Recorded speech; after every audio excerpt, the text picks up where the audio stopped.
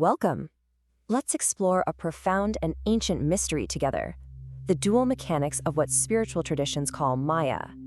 We'll begin with a question, a very simple but deeply powerful question. Just look around you for a moment. Feel the world with all your senses, and ask yourself, is any of this as it truly seems?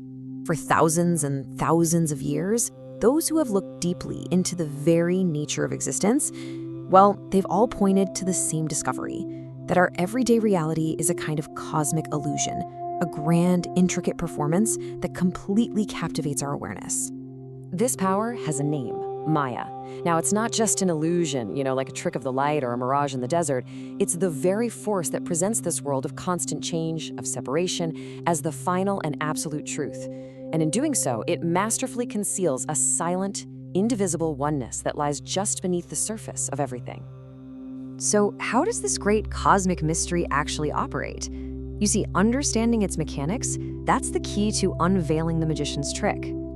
The ancient teachings tell us that Maya operates through two fundamental, inseparable powers, two mechanics working in perfect, seamless harmony to create this grand illusion. Let's explore the first mechanic. This is what's known as the power of projection, or in Sanskrit, Vikshepa. Vikshepa is a creative, dynamic force of Maya, the projecting power. You can think of it like a cosmic cinema projector. It's the power that superimposes this entire vibrant world of names, of forms, of ceaseless activity onto a screen of pure, unchanging, silent reality. And what exactly does this projection consist of? Well, it's the world of duality that you and I experience every single moment. Vikshepa is what creates that persistent sense of me being separate from you. It gives rise to the endless dance of pleasure and pain, the illusion of a past that's already gone and a future that hasn't yet arrived.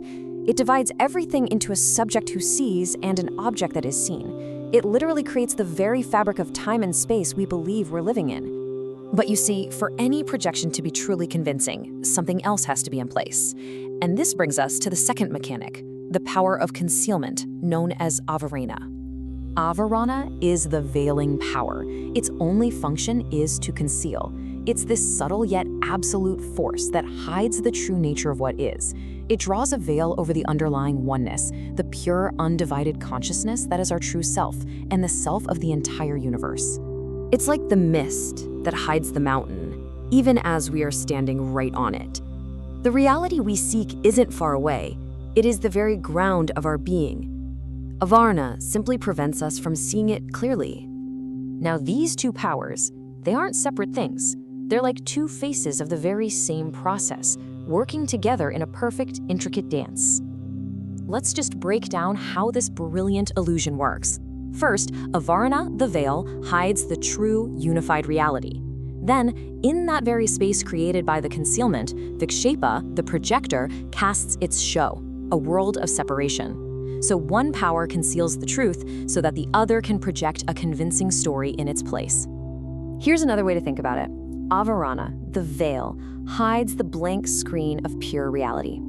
And once that screen is hidden, completely forgotten, Vikshepa is then free to project the grand movie of life right onto it. We become so engrossed in the film, we forget we are even in a theater, and we forget the screen even exists. So, why does any of this matter? Well, the purpose here isn't just intellectual. The purpose is to begin perceiving true reality for ourselves. With this understanding, a path starts to become clear. Step one is to simply recognize the projection for what it is, to see the world of forms, this world of duality, not as the ultimate reality, but as a magnificent transient play. And then, step two is to gently inquire into the concealment, to ask, what is it that's being veiled? What is the timeless reality that this entire projection hides from view? And this is the most crucial point. The truth we are all seeking is not something new that has to be built or achieved. It's already here, whole and complete. It only needs to be unveiled. And so, we are left with the ultimate question. A question not for the mind to answer, but for the heart to discover. A question to be lived. What happens when the veil lifts?